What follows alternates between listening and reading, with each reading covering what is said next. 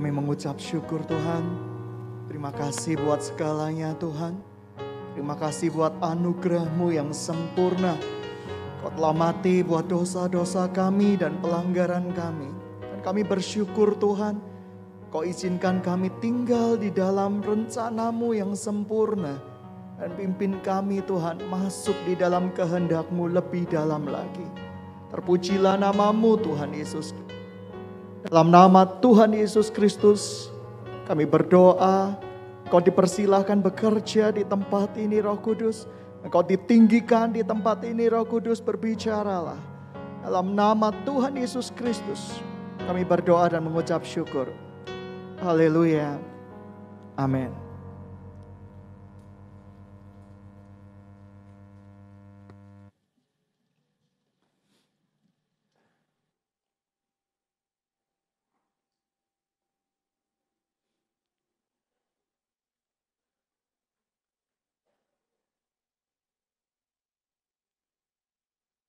Shalom, mari kita buka kebenaran firman Tuhan hari ini.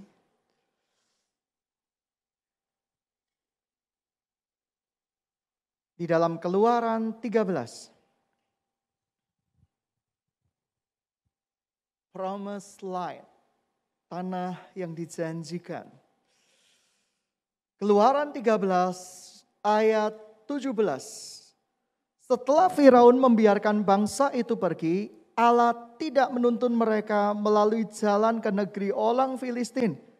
Walaupun jalan ini yang paling dekat, sebab firman Allah, jangan-jangan bangsa itu menyesal apabila mereka menghadapi peperangan sehingga mereka kembali ke Mesir. Tetapi Allah menuntun bangsa itu berputar melalui jalan di padang gurun menuju ke Laut Teberau. Dengan siap sedia berperang berjalanlah orang Israel dari tanah Mesir. Musa membawa tulang-tulang Yusuf. Sebab tadinya Yusuf telah menyuruh anak-anak Israel bersumpah dengan sungguh-sungguh, Allah tentu akan mengindahkan kamu. Maka kamu harus membawa tulang-tulangku dari sini. Demikianlah mereka berangkat dari Sukot dan berkemah di Etam di tepi padang gurun. Tuhan berjalan di depan mereka pada siang hari dalam tiang awan untuk menuntun mereka di jalan. Dan pada waktu malam dalam tiang api untuk menerangi mereka. Sehingga mereka dapat berjalan siang dan malam. Dengan tidak beralih tiang awan itu tetap ada pada siang hari dan tiang api pada waktu malam di depan bangsa itu. Sidang jemaat yang dikasihi Tuhan, ada sesuatu yang menarik. Tuhan tidak menuntun mereka ke jalan orang Filistin. Apakah jalan orang Filistin itu? Jalan yang dirasa dekat, namun penuh dengan pencobaan, namun penuh dengan peperangan. Hari-hari ini kita dihadapkan dengan berita-berita di sosial media mengenai Gracie Rich dalam tanda kutip. Di mana mereka sebagian yang sudah ditetapkan menjadi tersangka, mereka diduga melakukan flexing dan penipuan. Flexing adalah salah satu teknik untuk memamerkan bahwa aku memiliki kekayaan, aku memiliki segala sesuatunya dengan sangat instan. Apakah engkau tidak ingin, apakah engkau tidak mau? Karena aku sudah melakukannya. Ternyata beberapa diteliti oleh pihak kepolisian, ternyata itu pun juga semacam konten. Jadi tidak real seperti itu. Sedang jemaat yang dikasihi Tuhan, kadang kita ingin jalan yang begitu cepat untuk memperoleh kesuksesan, untuk mendapatkan tanah perjanjian kita. Tetapi Tuhan tahu bahwa kita tidak sanggup berperang. Tuhan tahu kelemahan-kelemahan yang ada di hati kita. Tetapi Tuhan bukan berarti ketika Dia tidak menjawab doa kita dalam waktu yang cepat, Tuhan tidak menyertai kita. Tuhan mengenal hati kita. Tuhan mengenal gereja ini. Gereja ini dilahirkan dengan mimpi dan bukan mimpi dari satu orang. mimpi dari Tuhan. Di mana kita dulu waktu pemuda, waktu masih usia 19 sampai mungkin 25-an. Kita merintis bersama-sama. Kita tahu bahwa Tuhan rindu lahir sebuah gereja yang rasuli, rahmani, dan rajani. Yang mengandung hatinya Tuhan. Yang menyimpan kerinduannya Tuhan. Tetapi menjadi gereja yang dirindukan Tuhan tidaklah mudah. Kita sebagai orang-orang yang percaya kepada Tuhan, seringkali kita berburuk sangka kepada Tuhan. Kenapa Tuhan tidak mengizinkan aku melalui negeri orang Filistin? Itu shortcut yang sangat menarik. Itu dari peta, itu begitu dekat, begitu sempurna. Mungkin kita dengan gagah-gagahan berkata, aku sanggup berperang. Aku masih muda. Tetapi Tuhan mengenal hati kita. Saya tahu begitu banyak perangkap-perangkap peperangan yang disiapkan iblis di dalam kehidupan kita. Perangkat-perangkat pertengkaran, perangkap-perangkap kecurigaan, perangkap-perangkap saling menyalahkan satu sama lain. Sebagaimana pertumbuhan seorang anak. Ketika kita anak-anak, Tuhan menggendong kita. Tuhan menyertai kita dengan luar biasa. Ketika kita beranjak remaja, seakan-akan ada yang terputus antara Tuhan dengan kita. Ketika anak-anak kita beranjak dewasa, beranjak menjadi remaja, ia sudah memiliki pemikiran, ia sudah memiliki dunia sendiri. Intensitasnya mungkin tidak terlalu dekat dengan orang tuanya. Tetapi orang tuanya apakah tidak memperhatikan mereka? Orang tuanya sangat memperhatikan dan memahami mereka. Sidang jemaat yang dikasihi Tuhan. Masa remaja adalah masa-masa pergolakan. Masa-masa di mana begitu banyak hal-hal yang bisa, hal-hal kecil bisa menjadi besar. Kalau Anda tahu permasalahan-permasalahan anak remaja. Ketika ada seseorang disukai oleh lawan jenisnya, cemburu. Perang TikTok, perang sosial media, itulah sifat daripada remaja. Itu yang hobinya perang, yang hobinya menarik diri, ambil aman, diam diri saja, tidak usah melakukan apa-apa. Tetapi itu adalah fase-fase yang harus dilalui di dalam sebuah pertumbuhan gereja. Tetapi kita bukan lagi remaja, kita bukan lagi anak-anak. Kita adalah gereja yang bertumbuh di dalam kedewasaan. Dan saya berdoa kita semua betul-betul menjadi dewasa di dalam Tuhan Yesus Kristus. Meninggalkan sifat-sifat yang menyakiti hati Tuhan. Tuhan tahu kalau kita menempuh jalan orang Filistin, kita akan menyesal berada di jalan Tuhan. Tuhan izinkan kadang kehidupan kita mengalami padang gurun. Padang gurun itu bukan berarti itu adalah rencana orang Israel. Itu adalah bagian dari rencana Tuhan. Walaupun Tuhan seharusnya berputar di padang gurun sekalipun tidak selama itu. Itu bagian dari kebebalan manusia.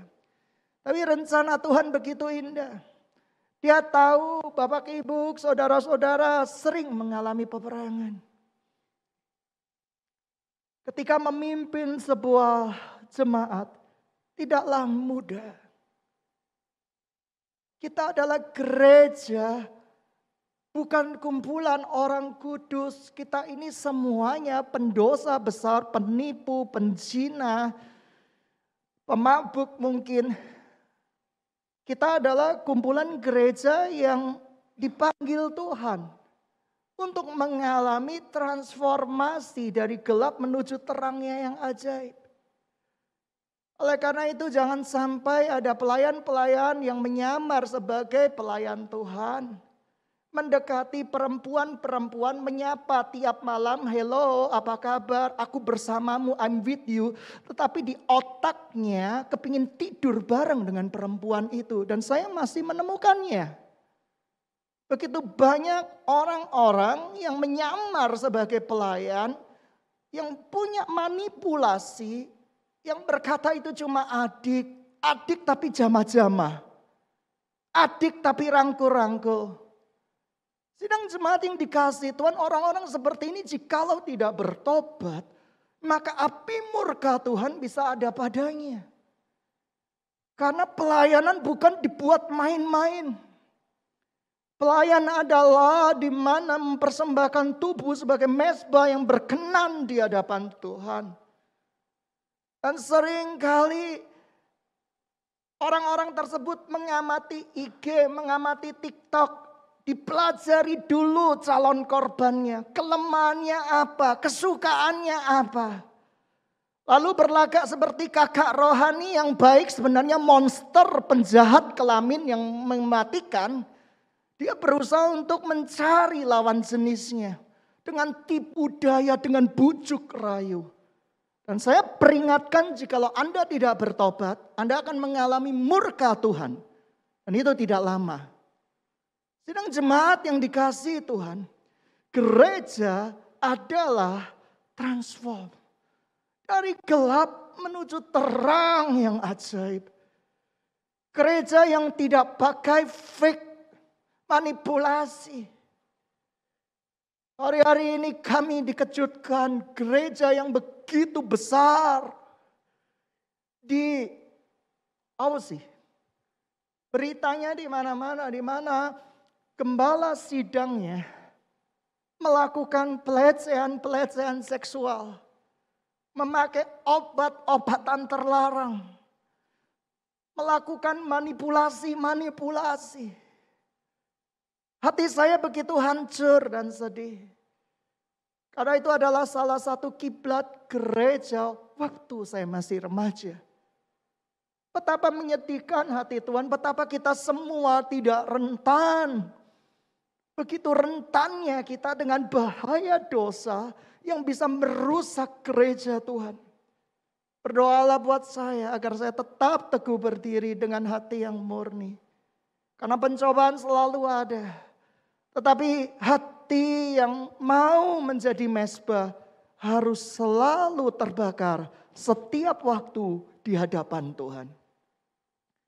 Pelayan-pelayan Tuhan adalah ajang mempersembahkan diri di hadapan Tuhan. Bukan ajang mencari mangsa untuk bisa chat seks ditidurin. Dan itu menakutkan sekali. Mereka tidak takut dengan murka Tuhan. Mereka merasa sedang melayani Tuhan, tetapi nama mereka tidak tercatat di dalam kitab kehidupan sama sekali. Mereka berlagak tidak tahu, mereka berlagak tidak mengerti. Hati-hati dengan pelayan-pelayan Tuhan yang seperti ini. Anda bisa menghubungi call center kami jikalau menemukan ada kakak-kakak rohani. Atau bahkan gembala-gembala termasuk gembala sidang yang melakukan hal-hal yang tidak pantas di hadapan Tuhan. Anda bisa menghubungi, Anda berhak mendapat layanan bantuan hukum. Karena perbuatan-perbuatan seperti itu bukan hanya mendatangkan murka Tuhan secara hukum, itu sudah termasuk pelecehan seksual. Meminta gambar-gambar telanjang dengan dalih apapun, itu jelas pelecehan seksual. Dan itu di atas 5 tahun penjara. Gereja kadang terlalu pemaaf dengan orang-orang yang tidak mau mengalami transformasi. Gereja dirusak dari dalam dengan alasan penerimaan. Gereja harus berani bersuara terhadap hal-hal yang tidak pantas dan tidak berkenan di hadapan Tuhan. Gereja harus berteriak, bukan menutupi kebusukan. Karena kebusukan akan tercium. Tapi harumnya penyembahan itu akan tersebar. Akan tersebar jikalau kita sungguh-sungguh melayani Tuhan. Tidak ada yang mempermalukan nama Tuhan kalau kita nggak berani speak up, kalau kita nggak berani berbicara. Kadang orang-orang seperti itu kita rasa, oh diterima. Kita memang menerima, tapi dosa yang terus-menerus orang ini belum mengalami transformasi. Kalau perlu dihadapkan dengan ancaman pidana.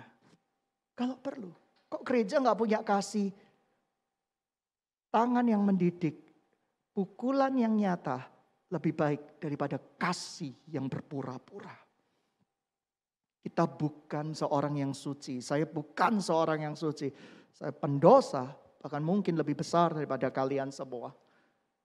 Tetapi maksud saya adalah transform, adalah meninggalkan yang lama. Itu kunci daripada gereja Tuhan. Gereja bukan sarang penyamun, tempat gosip, tempat kepo, tempat fitnah, tempat kubu-kubuan. Gereja adalah kumpulan orang percaya yang rindu rencana Tuhan dinyatakan di dalam hidupnya. Mari kita percaya Tuhan sedang tuntun keluarga kita dan hidup kita. 2 tahun pandemi, saya begitu banyak melihat kemurahan Tuhan di dalam keluarga-keluarga. Yang tadinya nggak bisa bertahan, sekarang bertahan. Bahkan Tuhan menunjukkan kasih dan kemurahannya yang luar biasa. Satu kuncinya, percaya saja.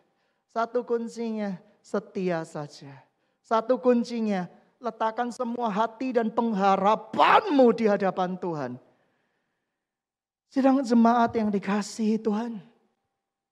Dikatakan di sini, Musa membawa tulang-tulang Yusuf. Sebab tadinya Yusuf telah menyuruh anak-anak Israel bersumpah dengan sungguh-sungguh, Allah tentu akan mengindahkan kamu. Maka kamu harus membawa tulang-tulangku dari sini. Tulang-tulang perjanjian. Walaupun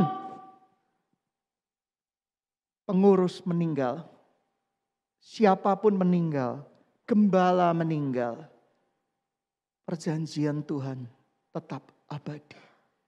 Walaupun gembala Rikomu meninggal, bukan berarti engkau membawa tulang-tulang gembala Rikomu untuk dijadikan ini. Rikomku ini ada perjanjian khusus dengan Tuhan.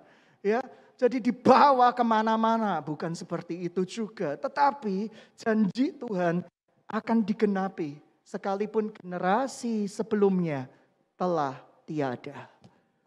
Tuhan kita adalah Tuhan yang setia. Tuhan yang tidak pernah meninggalkan pekerjaan tangannya. Hari ini Tuhan membuktikan kepada gerejanya. Gereja kita bukan kumpulan big boss. Adalah 1, 2, 3. Tetapi gereja kita juga tidak sama sekali menekankan di dalam perpuluhan. Karena bagi saya perpuluhan itu tidak wajib, tidak harus. Tetapi persembahan itu dengan kerelaan hati. Kalau perlu saya gak berikan 10%, saya berikan seluruh hidup saya untuk kemuliaan nama Tuhan. Seluruh harta saya untuk kemuliaan nama Tuhan. Dan Anda bisa cek, saya bukan seorang yang berkata-kata, tapi tidak melakukannya. Anda bisa cek kehidupan saya, uang saya larinya kemana semua, tanya itu bendahara. Apakah semuanya tidak untuk pekerjaan Tuhan? Apakah saya menikmati keuntungan dari hasil gereja? No.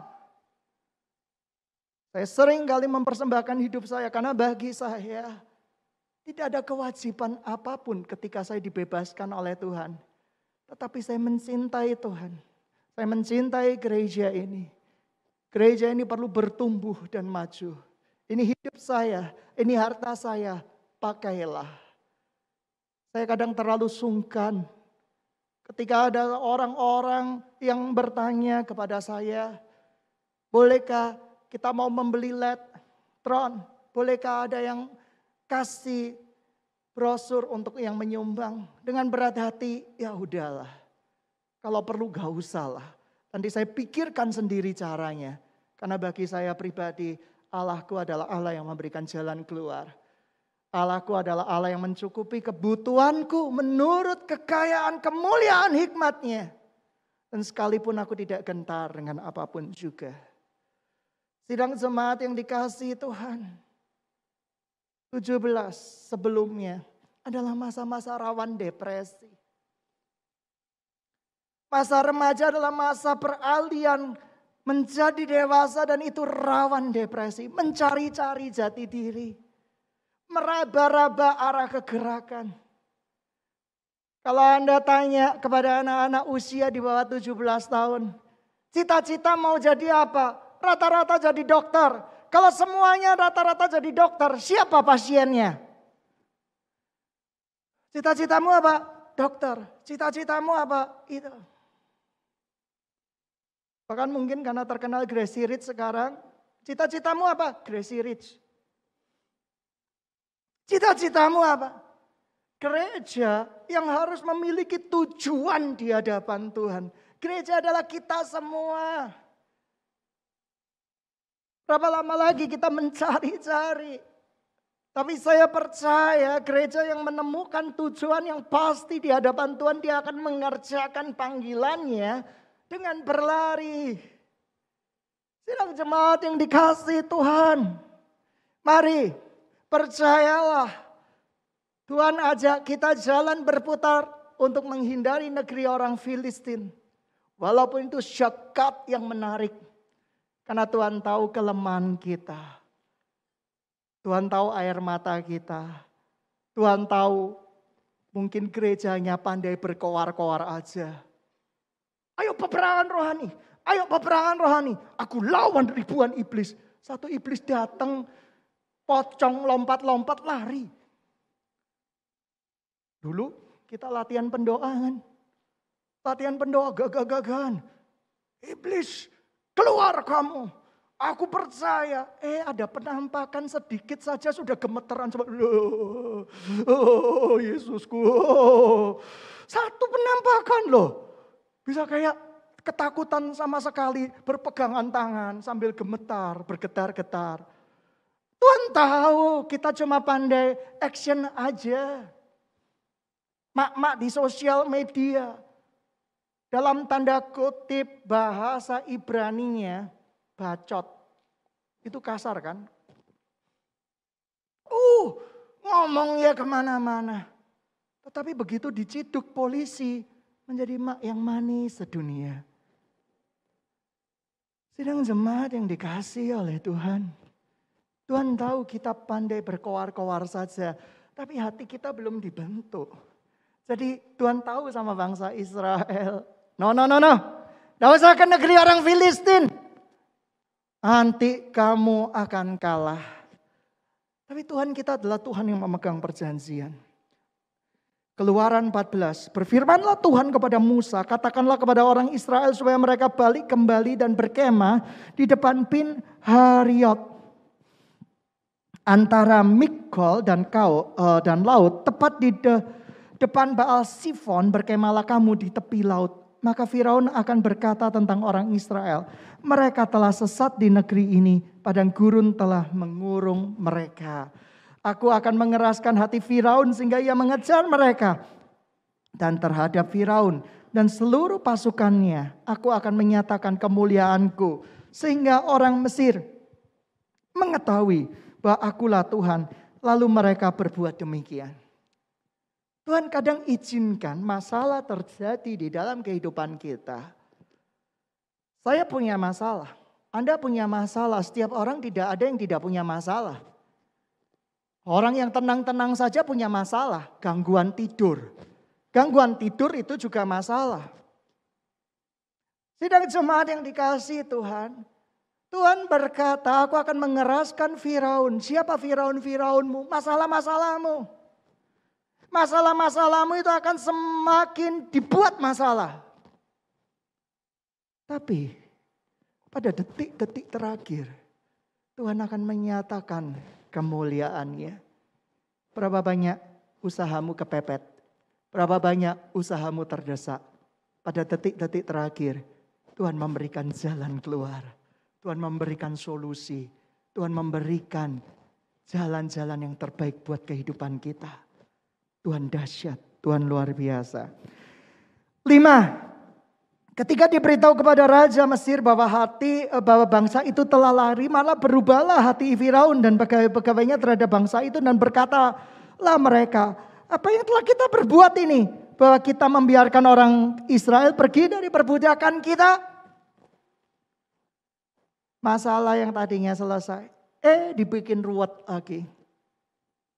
Tapi Tuhan pegang kendali. Saya percaya Tuhan pegang kendali. Bilang sama kiri kanan, Tuhan pegang kendali. Tuhan pegang kendali. Haleluya. Halo, yang di YouTube, Tuhan pegang kendali. Ya. Kemudian ia memasang kereta-keretanya dan membawa rakyatnya serta. Ia membawa 600 kereta yang terpilih. Ya, segala kereta Mesir masing-masing lengkap dengan perwiranya. Demikian Tuhan mengeraskan hati Firaun Raja Mesir itu. Sehingga ia mengejar orang Israel. Tetapi orang Israel berjalan terus dipimpin oleh tangan yang dinaikkan. Adapun orang Mesir dengan segala kuda dan kereta Firaun, orang-orang berkuda dan pasukannya mengejar mereka dan mencapai mereka pada waktu mereka berkemah di tepi laut dekat Pinhariot depan Baal Sifon. Ketika Firaun telah dekat, orang Israel menoleh, maka tampaklah orang Mesir bergerak menyusul mereka.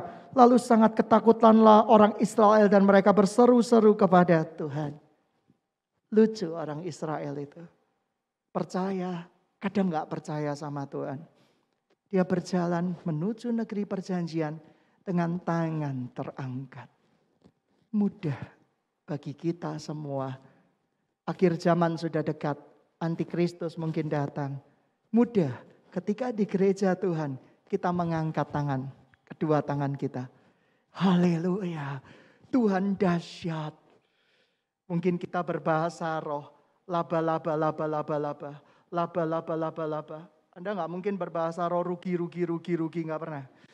Selalu laba, gitu ya, seperti itu. Itu biasanya bahasa roh jenis favorit pedagang. Gitu ya, siapa yang pedagang, gitu ya, bahasa rohnya laba. Dan oleh karena itu, sidang jemaat yang dikasihi Tuhan, mereka mengangkat kedua tangan. Gereja Tuhan kadang kebanyakan action. Tidak ada yang salah dengan pelayanan multimedia. Dibutuhkan di akhir zaman ini. Tuhan akan pakai pasukan-pasukan multimedia. Tetapi maksud saya, poin saya, kadang kita kebanyakan action. Hamba Tuhan ketika ada yang difoto, dia siap-siap menguruskan perutnya supaya bagus kan gitu ya. Supaya nggak dituduh kemakmuran gitu loh. Oh dikuruskan. Ada bayangan blitz, dia akan pakai wajah orang Korea. Gitu ya. Lalu apa? Oh pemusik-pemusiknya, pemain-pemain pujiannya itu juga nggak kalah. Ketika ada foto, dia akan menengadah ke atas. Jemaat juga nggak kalah heboh.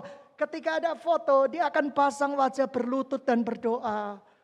Ya supaya apa? Supaya bagus dilihat di sosial media. Gerejanya keren. Itu ada orang berlutut sampai berlinangan air mata. Padahal behind the skin-nya kakinya keinjek juga nggak tahu. Oh dengan berlinangan air mata, dengan berdoa, dengan bersujud kepada Tuhan. Tapi peperangan bukan sebatas gambar itu. Peperangan itu nyata. Dan ketika mereka menghadapi peperangan seperti orang Israel. Yang tadinya tangannya ke atas gitu ya. Memuji Tuhan. Ya Yahweh, ya Elohim. Mereka mengangkat tangan mereka begitu ada masalah. Tangan mereka tremor. Tangan mereka gemetar. Tangan ditaruh ke bawah. Dan mereka sangat ketakutan. Banyak orang yang takut akan hari esoknya. Seakan-akan tidak punya Tuhan. Saya kasih tahu, Tuhan pimpin hari esok kita. Dan dia sempurna berpegang pada perjanjiannya. Pakai kuasa anak Tuhan yang sudah kau miliki. Jangan biarkan iblis seperti singa mengaum-ngaum menerkam hidup kita. No, tidak bisa. Iblis pasti kalah. Iblis pasti hancur. Lihat mereka. Apa yang kau perbuat ini kepada kami dengan bawa kami keluar dari Mesir. Padahal Tuhan mau memindahkan kita dari zona nyaman kita menjadi zona aman. Karena zona nyaman belum tentu aman. Zona nyaman adalah sebuah zona di mana kita bisa enak, nyantai, diperbudak ya enggak apa-apa, enggak maju-maju enggak apa-apa. Tapi Tuhan mau bawa kita ke zona aman kita. 12, bukankah ini telah kami katakan kepadamu di Mesir, janganlah mengganggu kami dan biarkan kami bekerja pada orang Mesir, sebab lebih baik kami untuk bekerja pada orang Mesir daripada kami mati di padang gurun ini. Tetapi berkatalah Musa kepada bangsa itu, janganlah takut, berdirilah tetap, dan lihatlah keselamatan dari Tuhan akan diberikannya hari ini kepadamu. Sebab orang Israel yang kamu lihat hari ini, tidak akan kamu lihat lagi untuk selama-lamanya. Mari kita bangkit berdiri bersama-sama sekarang. Serius, di tempat masing-masing. Yang lemak-lemaknya banyak, jangan takut. Itu akan mengurangi sedikit persediaan lemakmu. Bangkit berdiri bersama-sama. Yang lemaknya banyak ngaku. Saya. Oh enggak ada yang ngaku gitu ya. Angkat kedua tanganmu tinggi-tinggi. Saya mau berkata, ya, jangan takut, berdirilah tetap. Tetap, bukan tegap. Gak apa-apa, gemeteran dikit gak apa-apa. Ini karena firman Tuhan gak bilang tegap loh ya. Jadi agak-agak tremor dikit gak apa-apa lah. Gitu ya, seperti itu. Loh ini benar ya, berdirilah tetap. Terjemahan aslinya mirip sih. Dan lihatlah keselamatan dari Tuhan yang diberikan hari ini kepadamu. Ya, angkat tangan sungguh-sungguh, kedua tangan sungguh-sungguh. Saya berdoa, sebab orang Mesir yang kamu lihat hari ini dan sebelum-sebelumnya tidak akan kamu lihat lagi untuk selama-lamanya. Masalah-masalah engkau, pencobaan-pencobaan engkau, peperangan-peperangan engkau tidak akan kamu lihat lagi selama-lamanya. Amin. Beri kemuliaan buat Tuhan Yesus Tuhan kita. Mari kita duduk bersama-sama. Haleluya. Kita percaya bahwa ketika kita mengangkat tangan, musuh kita akan mundur. Hari ini promise line sudah di depan mata. Engkau akan melihat masalah pencobaan dengan iman. Hari ini juga engkau enggak lihat lagi. Ketakutanmu akan hari esok. Ketakutanmu akan jodoh.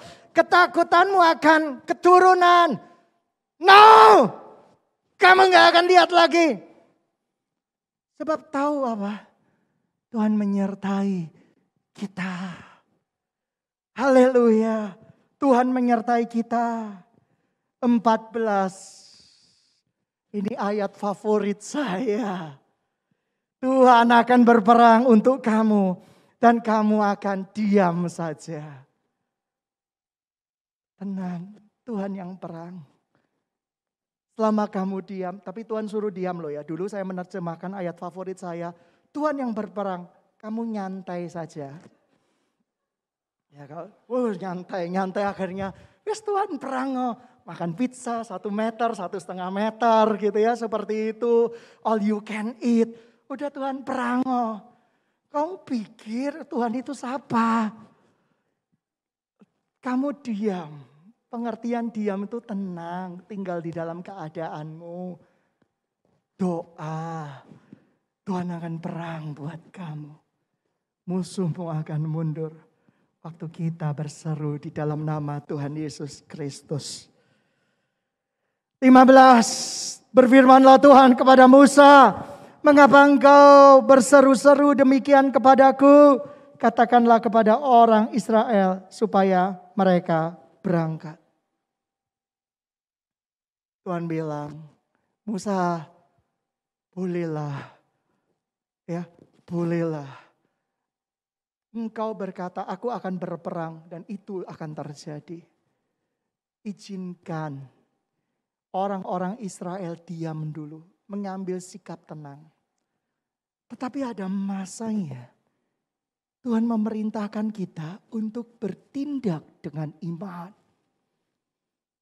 Ada yang kalanya Tuhan berkata diam, ada kalanya Tuhan berkata action. Ya, action. Dan dikatakan di situ, dan engkau angkatlah tongkatmu dan ulurkan tanganmu ke atas laut. Tongkat adalah the power of authority. Tongkat adalah lambang penyertaan Tuhan. Lambang kuasa Tuhan. Tongkat Harun, tongkat Musa, tongkat orang jompo. Semua juga tongkat. Tapi kuasanya berbeda. Ada perjanjian Tuhan di tongkat itu. Bukan berarti Tuhan ada di benda mati. No. Dan gereja ini punya tongkat. Tongkat tidak dimiliki oleh seseorang, tetapi tongkat dimiliki seluruh warga gereja. Dan Tuhan berkata, supaya mereka pergi berangkat. Dan apa yang terjadi? Angkatlah tongkatmu. Berapa banyak lagi kita tidak melakukan kuasa kita. Kita enggak melakukan otoritas kita sebagai orang percaya di hadapan Kristus Yesus. Padahal Tuhan berkata, engkaulah imamat rajani bangsa yang kudus umat kepunyaan Allah. Untuk memberitakan pekerjaan-pekerjaan Tuhan yang besar. Kita ini ahli waris kerajaan surga untuk menceritakan kemuliaan Tuhan. Di mana kamu pergi, mujizat terjadi. Di mana engkau pergi, bukan di healing from heaven saja. Kesembuhan-kesembuhan luar biasa terjadi. Tapi kamu adalah duta kerajaan Allah. Di tempat makan, injili orang-orang di sekitarmu tanpa menyakiti perasaan, kepercayaan yang lain. Karena yang kita percaya adalah Alkitab sebagai iman kita. Yang lain, sorry, saya tidak percaya. Karena saya orang Kristen. Saya Nasrani. Saya hanya percaya kepada firman Tuhan di dalam Alkitab. That's it. Tidak perlu jelek-jelekan orang. Tidak perlu rusak kepercayaan orang lain. Tapi bagi saya pribadi, apologetika adalah membela diri ketika Alkitab diserang. Bukan menyerang kepercayaan orang lain. Tapi bagaimana ceritanya? Ceritakan kasih Yesus itu dahsyat. Kasih Yesus itu sempurna. Kasih Yesus itu luar biasa. Alkitab ini firman Allah. Lebih daripada sanggup. Ketika engkau di kafe-kafe. Ayo lagi ngapain? Gitu ya. Ketika engkau di kafe-kafe ceritakan. Kamu ada masalah? Yesus itu Tuhan. Yesusku itu dahsyat. Mau gak kamu kudoakan? Sekarang sudah tidak perlu terlalu jaga jarak. Tidak apa-apa. 2 tahun kita pandemi. COVID akan selalu berkembang dan mungkin lebih dahsyat. Tapi apakah kita terus-terusan mau tiarap di rumah tidak berdaya? Dengan alasan berdoa padahal main game. Dengan alasan berdoa padahal apa? Lihat YouTube. No, kita bergerak. Dan selambari kita bergerak, kita menjadi alat kasih Tuhan. Ada pengemis buta, gitu ya, di pinggir jalan kasih uang. Diakonia, kasih uang, minta pembedaan roh. Dia betul-betul buta beneran atau tidak. Caranya kasih lembaran 100.000 di depan matanya. Oh, dia nggak ada apa-apa. Kalau langsung dirampas dia buta bohongan gitu ya. Kasih trial error dulu 50.000. Tapi bilang sama pengemis buta, bangkit dan berjalanlah. Wah, haleluya.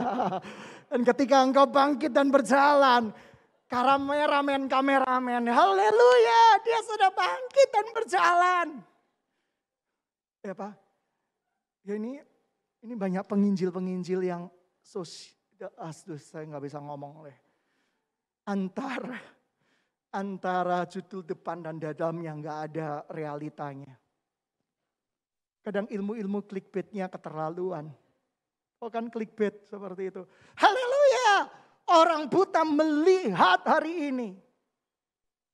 Saya saksikan, mana yang melihatnya ya? Di detik keberapa ya? Detik berapa ya? Orang gak peduli. Anak Tuhan gak pernah kritis. Anak Tuhan taunya haleluya. Dan komennya haleluya, haleluya, Tuhan dahsyat. Oh saya gak bisa seperti itu. Saya kadang, loh mana? Stroke 30 tahun disembuhkan. Mana buktinya? Stroke 30 tahun. Data medisnya mana? Saya ingin tahu. Saya bilang sama pelayan Tuhan, ini boleh dipublikasikan enggak? Mana buktinya? Ada kista-kista, betulan ada kista. Betulan namanya dia, coba perhatikan. Saya orangnya ketat. Coba perhatikan, di zoom. Oh benar namanya. Saya hilang, ya sudah publikasikan. Karena ada orang ngambil gambar orang lain lalu dipakai Photoshop, sudah sembuh. Manipulasi. Tuhan tidak perlu manipulasi. Tuhan kita adalah Tuhan yang beraksi. Jadi janganlah menjadi hamba-hamba Tuhan yang sok aksi. Karena di dalam partisipasi, wah gitu ya seperti itu. Ini gak benar ini. Oleh karena itu biarkan Tuhan yang bekerja, Tuhan yang berkuasa. Kita di tempat yang paling belakang. Haleluya.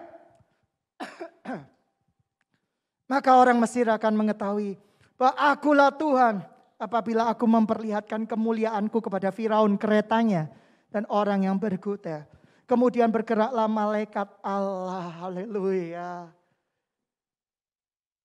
3-4 tahun yang lalu saya berkata, mungkin Tuhan akan izinkan pelayanan-pelayanan malaikatnya bekerja. Saya diingatkan oleh seorang pelayan Tuhan dan seorang sahabat. Dia bilang bahwa bukankah dulu Tuhan bilang ya, pelayanan-pelayanan malaikat bekerja. Haleluya. Saya tidak mengagung-agungkan malaikat. Saya tidak tukang suruh malaikat, yang nyuruh itu Tuhan. Biarin ya. Tapi yang dikatakan di sini, bergeraklah malaikat Allah. Tuhan memerintahkan kepada malaikatnya untuk bergerak. Yang tadinya berjalan di depan tentara Israel, lalu berjalan di belakang mereka.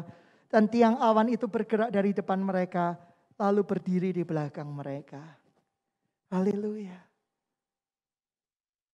Manifestasi, saya mencurigai ini manifestasi tiang awan dan tiang api itu adalah malaikat Tuhan yang disuruh Tuhan.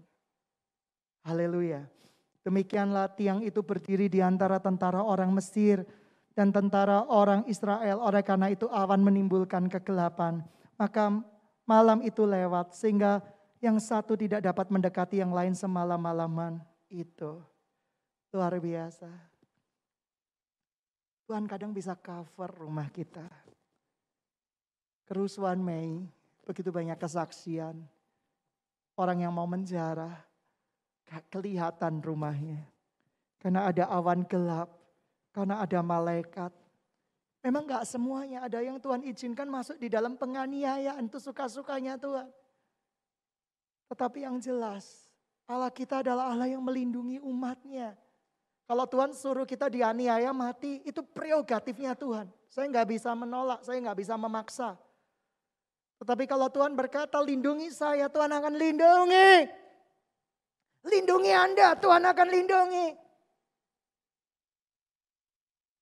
Pakai otoritasmu.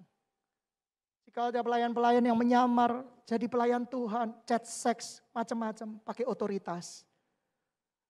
Nanti saya sharekan di grup witness, grup semuanya, grup itu ancaman hukuman untuk pelecehan. Berapa? 5 tahun ke atas. Kasih pasalnya ke dia. Gak usah dibalas. Kasih stiker gede. Undang-undang titik-titik apa itu ya. Spread. Seperti itu. Ya.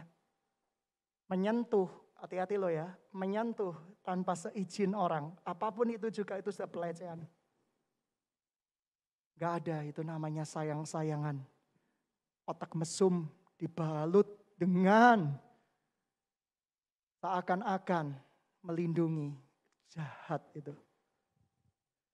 Sidang jemaat yang dikasihi Tuhan. Lalu dikatakan, lalu Musa mengulurkan tangannya ke atas laut.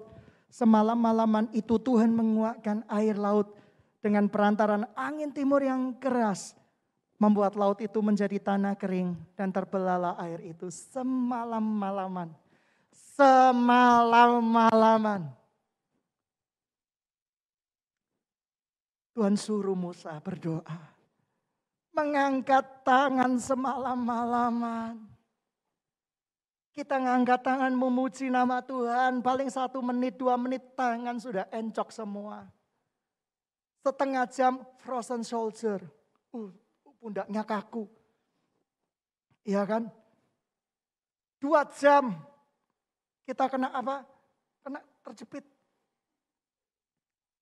1 hari penuh stroke kita. Tapi apa yang terjadi? Tuhan mengelawat umatnya. Tuhan menguatkan Musa. Dan apa yang terjadi? Seperti yang kita ketahui bersama-sama. Tuhan kita ini adalah Tuhan yang dahsyat. Di masa pandemi seakan-akan tidak ada jalan, tidak ada pengharapan. Tapi dengan iman Tuhan buka jalan. God will make a way where there seem to be no way. He walks in way we cannot see. Selanjutnya saya lupa. Oleh karena itu saya menciptakan lagu sendiri biar tidak lupa. Sidang jemaat yang dikasihi Tuhan itu dahsyat sekali. Tuhan buat jalan. Bukan buka jalan, dia buat jalan saat tidak ada jalan. Apakah jalanmu tertutup? Apakah masa lalumu buruk? Engkau adalah orang-orang yang dilecehkan mungkin oleh orang tuamu sendiri, orang-orang terdekat, orang-orang yang kamu sayangi. Kamu merasa masa depanmu sudah suram. Saya mau kasih tahu, ada pengharapan buat orang percaya kepada Tuhan. Dia buka jalan. Dia akan membuatnya buat kita semua. Pengharapan di dalam Kristus Yesus itu sempurna, itu pasti. Dan jangan takut. Karena apa? Karena Tuhan yang akan menyelesaikannya buat kita. Soli Deo Gloria. Segala kemuliaan hanya bagi Tuhan Yesus, Tuhan kita. Percaya saja. Percaya saja. Demikianlah orang Israel berjalan dari tengah-tengah laut ke tempat kering. Sedang di kiri di kanan mereka air itu menjadi tembok bagi mereka. Tidak ada teknologi sampai sekarang ini yang bisa membuat seperti itu. Paling-paling cuma siwet. Siwet itu pakai kaca. Ya, ada ikan-ikan, klitik-klitik-klitik gitu ya. Penyu-penyu, klitik-klitik kita di kaca seperti itu. Tapi ini animasinya luar biasa. Laut, kita bisa merasakan dinginnya laut. Ya kan, orang Israel yang kan punya anak-anak kecil kan usil kan. Orang tuanya gemetar, anak-anaknya fun. Mami is so fun, Pak Daddy is so fun gitu ya. Airnya dijotos gini, it's real, it's not fake gitu ya. Maminya langsung rampas dia berkata, kita jalan aja. Ya, kamu jangan apa-apain nanti kalau ambrol gimana. Iya kan, crazy you gitu ya seperti itu. Ayo follow me, follow me. Kamu bisa merasakan perasaannya. Perasaan orang-orang Israel pada waktu itu, kamu pikir mereka dengan riang gembira. Takut, takut. Pernah satu kali Surabaya terkena angin yang kencang. Jendela-jendela prak, prak, prak, prak. Bisa nggak kita mempraktekkan seperti orang Israel ini? Nggak takut, panik. Panik nggak? Panik gitu ya. Panik nggak? Sangat gitu ya seperti itu. Tapi Tuhan luar biasa. Kita mengalami fenomena bangsa Israel. Mungkin 5D yang nggak bisa kita alami sebelumnya. Dahsyat sekali Tuhan kita. Dan di sana demikianlah orang Israel berjalan dari tengah-tengah laut. Di tempat kering sedang di kiri, di kanan mereka. Air itu sebagai tembok bagi mereka. Orang Mesir mengejar, menyusul mereka. Segala kuda dan keretanya sampai yang berkuda sampai ke tengah-tengah laut. Tuhan kita ini Tuhan yang sutradara yang hebat, luar biasa. Apakah orang Mesir nggak nyusul kita waktu Tuhan buka jalan buat kita? Apakah nggak ada masalah? Ada. Tuhan kita adalah ngeri-ngeri sedap. Ngeri ya, dilihat di belakang, waduh ada yang ngejar. Supaya apa? Adrenalin kita meningkat.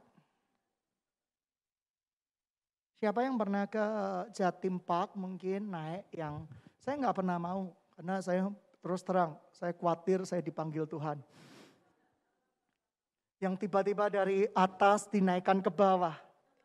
Pernah lihat kan? Pernah lihat. Mau tahu hatinya orang Israel waktu itu? Kamu coba minta sama masnya di sana tanpa sabuk pengaman, mas. Mereka nggak ada jaminan apapun. Coba permainan seperti itu tanpa sabuk pengaman. Kamu kira-kira ngeri-ngeri sedap nggak? Kira-kira kita akan dibawa terbang. Ku kan terbang tinggi di awan gitu ya, bersamamu dalam kemuliaan. Selesai. Ya kan, tidak balik lagi. Karena apa? Itu benar-benar pengalaman ngeri-ngeri sedap loh. Luar biasa sekali, dikejar pasukan berkuda. Mereka nggak bawa apa-apa. Kalau zaman sekarang kita diserang, kita pakai senapan angin. Mereka bawa bom nuklir, bazooka. Kira-kira kamu takut enggak? Atau kamu dengan gagah berani pakai senapan anginmu dikretek 1, 2, 3. Berani enggak? Enggak. Itu yang terjadi. Dan mereka dalam tanda kutip mengalami ketakutan yang sangat luar biasa. Dan apa yang terjadi? 24 pada waktu jaga pagi. Tuhan yang ada di dalam tiang api dan awan itu memandang kepada tentara orang Mesir. Lalu dikacaukannya tentara orang Mesir itu. Kamu tahu sih ayat ini berbunyi apa? Musuh-musuh itu mengejar saat gelap. Mereka nggak tahu kalau itu laut kiri, laut kanan. Karena suasananya sangat gelap, tapi orang Israel tahu karena ada tiang api. Musuh-musuh nggak tahu. Kalau dia tahu mungkin dia akan berpikir 1000 kali lipat. Karena ini laut kiri dan laut kanan terbelah. Dan saat pagi Tuhan tiba-tiba dibuka mata mereka. Selimut awan itu dibuka. Dan mulai muncul panik di tentara Mesir. Gak mana panik. Ini air, ini air. Kamu pikir tingginya cuma 1-2 meter kayak kolam renang? Enggak. Ini tingginya tinggi banget. Udah tinggi banget. Mereka bisa lihat ke atas seperti itu. Karena apa? Sejarah membuktikan mereka tenggelam di dasar. Sangat dasar. Dan ketika para arkeolog meneliti itu pedang dan yang lain-lainnya itu tertinggal di dasar laut itu. Dan apa yang terjadi? Ia membuat roda keretanya berjalan miring dan maju dengan berdekat. Sehingga orang Mesir berkata, marilah kita lari meninggalkan orang Israel. Sebab Tuhan berperang untuk melawan Mesir. Berfirmanlah Tuhan kepada Musa, ulurkan tanganmu ke atas laut supaya air berbalik meliputi orang Mesir. Meliputi kereta mereka. Dan orang mereka yang berkuda, Musa mengulurkan tangannya ke atas laut, maka menjelang pagi berbaliklah air laut ke tempatnya, sedang orang Mesir lari menuju air itu. Demikian Tuhan mencampakkan orang Mesir di tengah-tengah laut. Berbaliklah segala air lalu menutupi kereta dan orang berkuda dari seluruh pasukan Firaun yang telah menyusul orang Israel itu ke laut. Seorang pun tidak ada yang ditinggal dari mereka. Tetapi orang Israel berjalan di tempat kering dari tengah-tengah laut, sedang kiri dan kanannya mereka sebagai tembok bagi mereka. Demikian pada hari itu Tuhan menyelamatkan orang Israel dari tangan orang Mesir. Dan orang Israel melihat orang Mesir mati terhantar di pantai laut. Ketika dilihatnya orang Israel betapa besarnya perbuatan yang dilakukan Tuhan terhadap orang Mesir, maka takutlah bangsa itu kepada Tuhan. Dan mereka percaya kepada Tuhan, kepada Musa dan hambanya itu. Dahsyat ya. Ketika saya membaca ini hati saya bergetar dan menangis. Kenapa? Tuhan mencintai orang Mesir. Tuhan tidak mau ada satupun yang gak diselamatin. Tuhan membuka pada mata orang Mesir kedahsyatan kemuliaannya. Kalau Tuhan menyatakan kemuliaannya di dalam hidupmu, musuhmu akan mandur. Musuhmu akan berbalik menjadi seorang sahabat. Musuhmu akan percaya Yesus sebagai Tuhan Juru Selamat secara pribadi. Orang tuamu akan percaya kepada Tuhan Yesus sebagai Tuhan dan Juru Selamatmu secara pribadi. Karena kasih Tuhan bukan hanya untuk orang Israel, tetapi untuk orang Mesir juga. Tuhan menunjukkan kuasanya.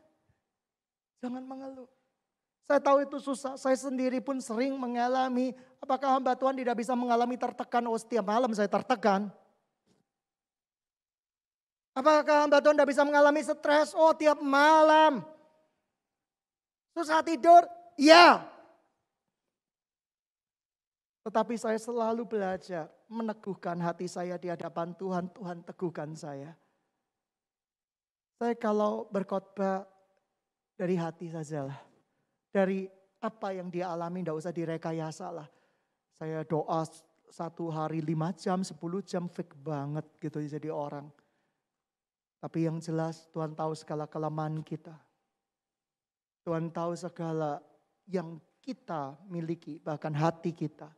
Tapi Tuhan juga tahu bahwa ada bagian di dalam hati kita yang untuk Tuhan sampai selama-lamanya. Dan biarkan bagian dari hati itu semakin lama semakin membesar sehingga seluruh hati kita untuk menjadi alat kemuliaan nama Tuhan. Pemain musik bisa maju ke depan, silakan.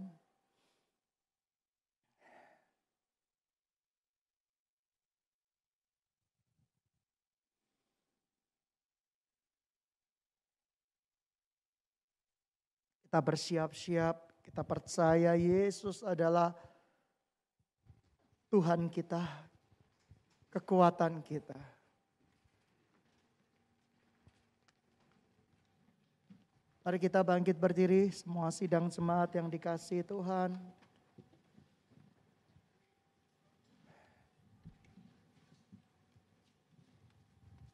Saya percaya ada kemuliaan Tuhan yang menjadi bagian kita untuk selama-lamanya. Oh Tuhan, kami mengerti. Kau sangat mengerti perjalanan hidup kami Tuhan. Suka duka kami alami bersamamu. Jemaat ini sudah 17 tahun. Semuanya karena perkenanan-Mu. Semua cabang-cabang yang kami rintis bukan karena kekuatan kami, tapi karena kekuatan kuasa-Mu Tuhan. Kau yang menyertai perjalanan hidup kami Tuhan. Suka duka air mata bersama. Bapakku, Kau paling mengerti segala lemah kami. Segala ketidakberdayaan kami. Aku percaya padamu Yesus.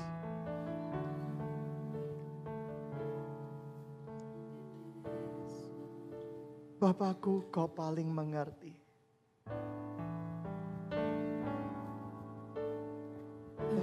Bapakku, kau paling mengerti segala lemahku, segala lukaku. Bapakku, kau yang menulis kisah dengan cintamu, dengan kasihmu.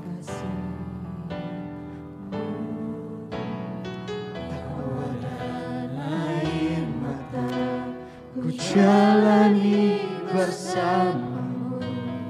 Kau yang melukiskan rencana yang indah, yang ku rindu selamanya di hati, selamanya di mimpimu, selamanya di hati Bapa. Yang ku rindu selamanya di hati, selamanya di mimpimu, selamanya di hati Bapa. Katakan bersama-sama, Bapakku, kau mengerti secara hidup kami. Bapakku, Hanya Engkau yang paling mengerti. paling mengerti segala lemahku, Segala lukaku. lukaku. Bapakku, kau yang menulis kisahku dengan cintamu, dengan kasihmu. Tawa dan air mata ku jalani bersamamu. Kau yang melukiskan rencana yang indah, Yang ku rindu. rindu selamanya di hati, selamanya di mimpimu, selamanya di hati Bapa. Yang ku rindu selamanya di hati, selamanya di mimpimu, selamanya di hati Bapa. Yang ku rindu.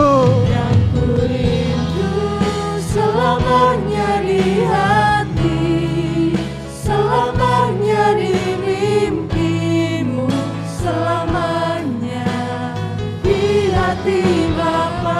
Yang ku rindu.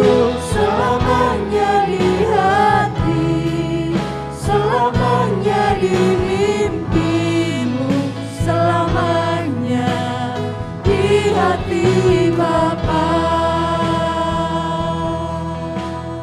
Biar sidang jemaat yang menyanyikan lagu ini, Bapakku,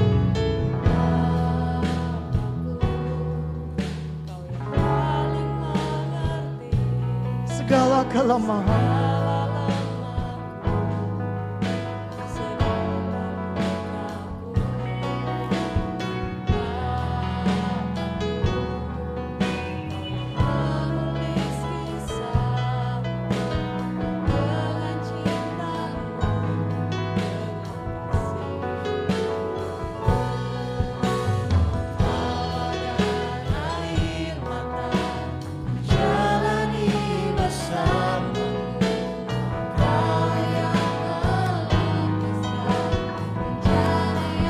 mari kita angkat kedua tangan kita bersama-sama.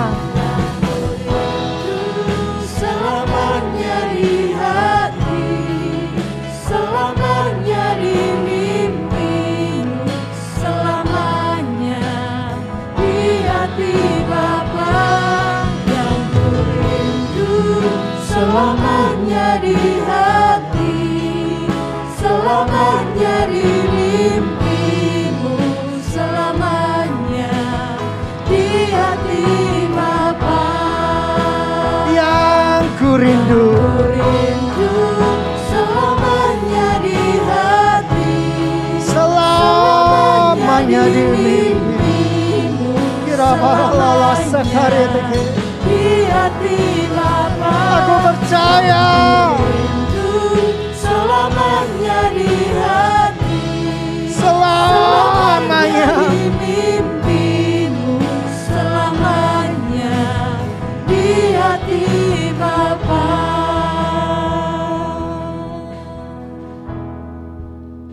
Thank you Jesus, thank you. Terima kasih buat selamanya Tuhan. Terima kasih buat penyertaan-Mu buat gereja ini. 17 tahun bukan perjalanan yang mudah. Ada begitu banyak air mata, ada begitu banyak kekhawatiran, ada begitu banyak luka. Tapi kami bukan lagi anak-anak Tuhan. Kami beranjak menjadi dewasa di dalam Engkau. Diberkatilah umat Tuhan. Diberkatilah seluruh kehidupan kami Tuhan. Di dalam nama-Mu yang kudus. Kau selamanya Tuhan. Berikan kami Tuhan penyertaan-Mu.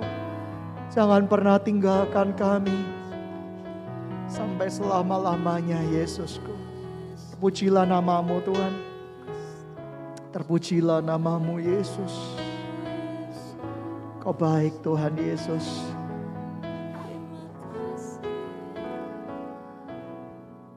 Terima kasih Yesusku. Terima kasih. Terima kasih. Dan sebelum acara dilanjutkan, saya rindu menyanyikan satu pujian kembali. Hidup dalam rencana-Mu. Sebab kita tidak akan bisa tanpa tangan Tuhan yang menuntun kita. Hidup dalam rencana.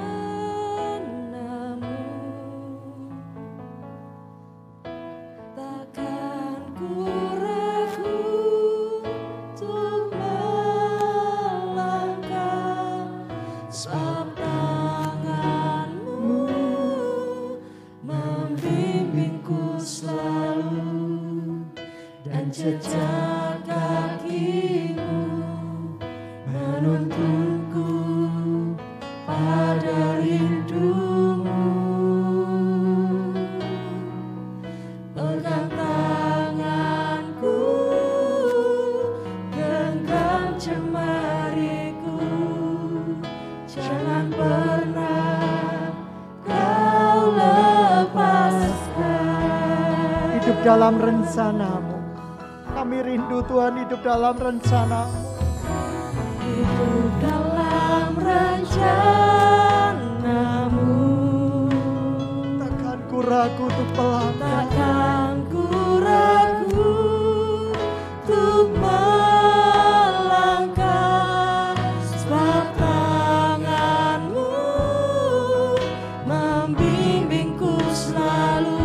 Dan jejak kaki-Mu Dan Tuhan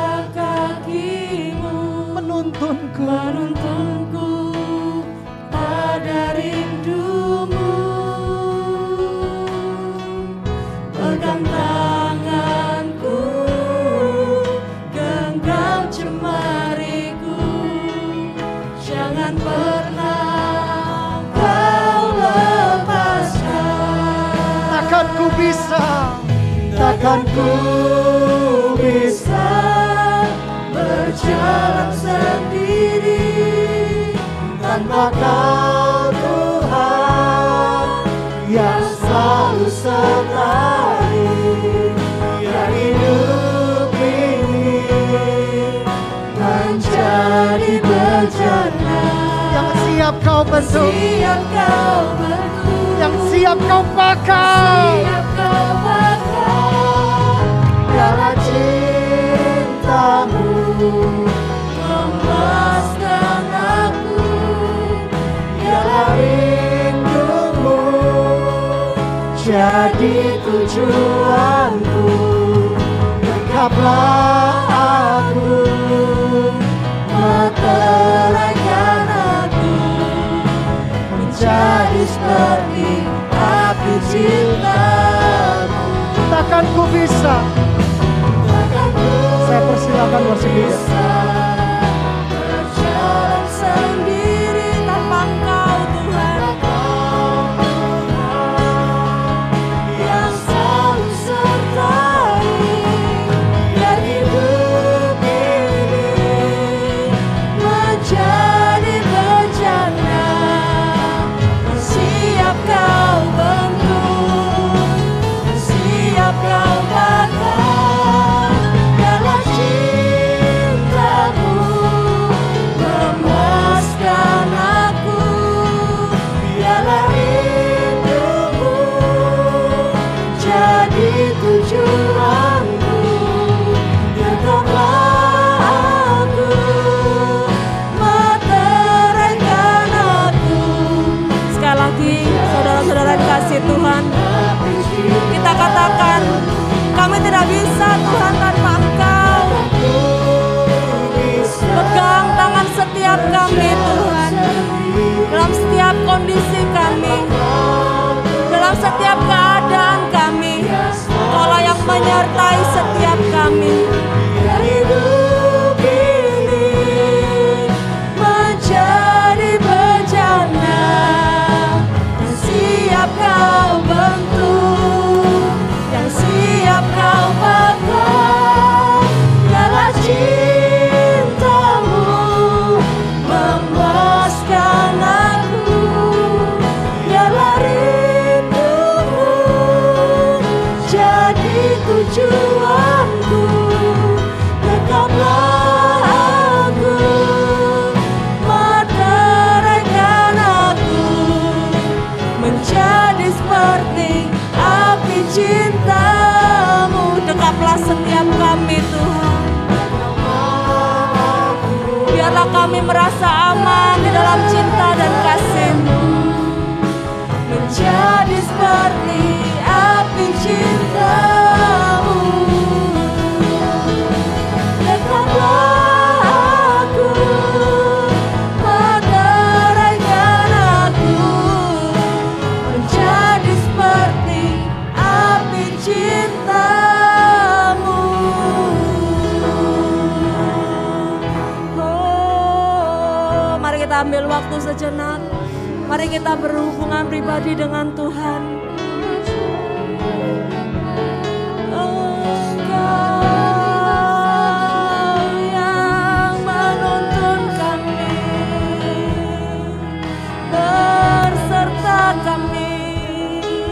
Engkau Tuhan yang benar, tak pernah tinggalkan setiap kami.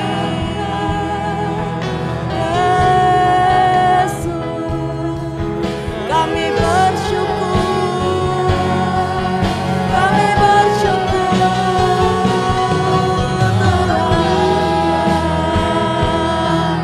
buat segala kebaikan-Mu, buat segala cinta-Mu, Yesus. Oh Tuhan,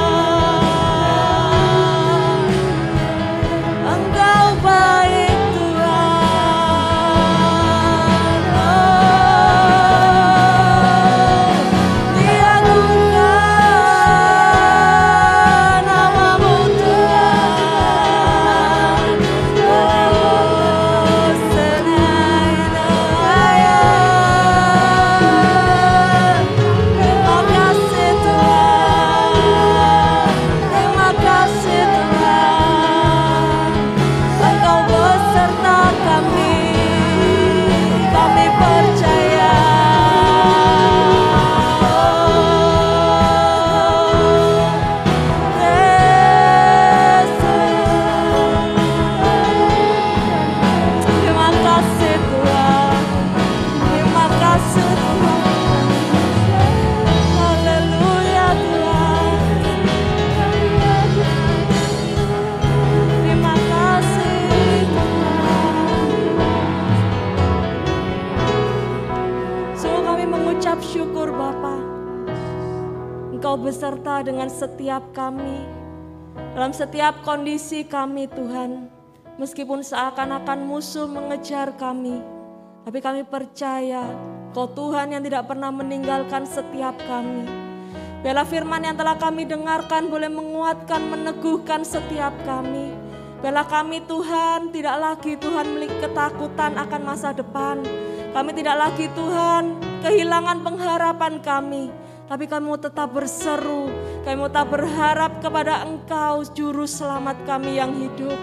Dan bila sungguh Tuhan hari-hari kami boleh dipenuhi dengan kasih dan anugerah-Mu. Dan bila kami Tuhan semuanya jemaat-Mu Tuhan boleh menikmati kebaikan-Mu Tuhan setiap hari. Terima kasih Bapa, kami mengucap syukur. Engkau sertai juga Bapak Gembala Tuhan yang telah membimbing setiap kami, menguatkan setiap kami. Dan kiranya Engkau sendiri yang menjadi kekuatan Tuhan di dalam kehidupannya. Dan biarlah dia boleh Engkau pakai Tuhan untuk pelebaran kerajaan-Mu, pewartaan Injil-Mu Tuhan sampai ke ujung-ujung bumi. Terpujilah nama-Mu Tuhan.